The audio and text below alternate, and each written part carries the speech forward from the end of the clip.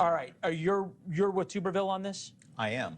This is a violation of the Hyde Amendment. The federal government should not be in the business of providing abortions for women.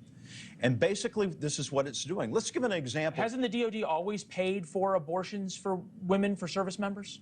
The military should not be paying for abortions for military members. And especially in cases like Missouri, where Missouri has outlawed abortion, Kansas has legal abortion. So if you're at Fort Leonard Wood, in my district, you get pregnant, you can go to Kansas to have an abortion, and the military pay for your transportation, your lodging, and give you 3 weeks recovery period. We don't need that. It should not be part of the package that you get when you join the military. Let me ask it this way. I'm wondering if Republicans can have it both ways on culture issues, because at times you say the military should not fight the culture war, and now you seem to want it to fight the culture war on abortion. I think the position we have is the position that's not in the woke realm, the direction that the military is headed. We had, as I mentioned before, the chairman of the Joint Chiefs, Milley. We had Secretary of Defense Austin before our committee, and we told them, look, you've got to quit being in politics. You're not politicians. You are generals. But if we're asking service members to go where they are ordered to go, how do you say to a woman, hey, by the way, in the state you live in right now, you have a right to an abortion, but we are ordering you as the U.S. military to go to another state where you don't have a right to an abortion?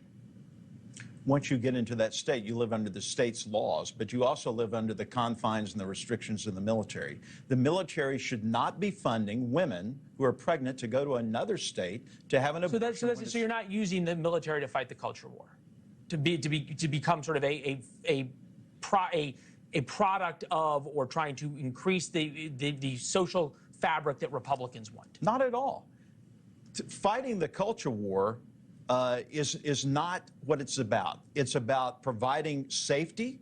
It's about providing a military force that is ready to fight. I would much rather lose a woman not to be able to fight during her time of pregnancy than lose a child. All right.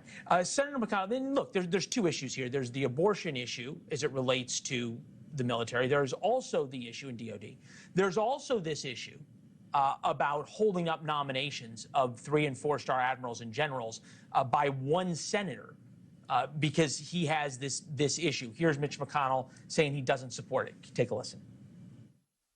No, I don't support putting a hold on military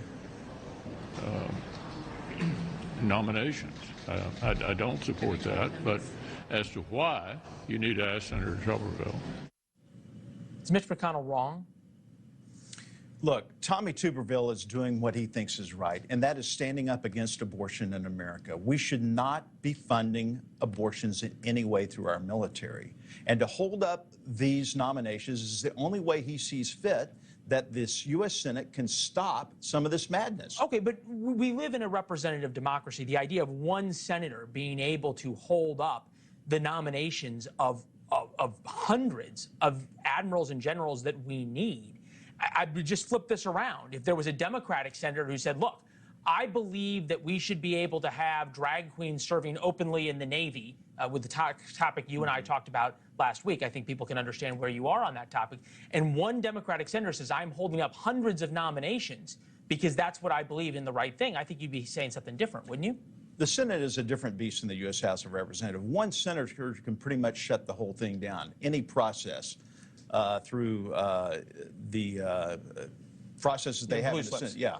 So I believe that Tommy Tuberville, the senator, is doing what he believes should be done to stop abortion. And you don't think it's hurting national security? It's not hurting national security. Look, we've got a general at Fort Leonard Wood, General Bonner, who's ready to retire. They cannot move someone into that position until this gets solved. That is a direct relationship to that. Yeah. So there are some things that are going to fall out through that.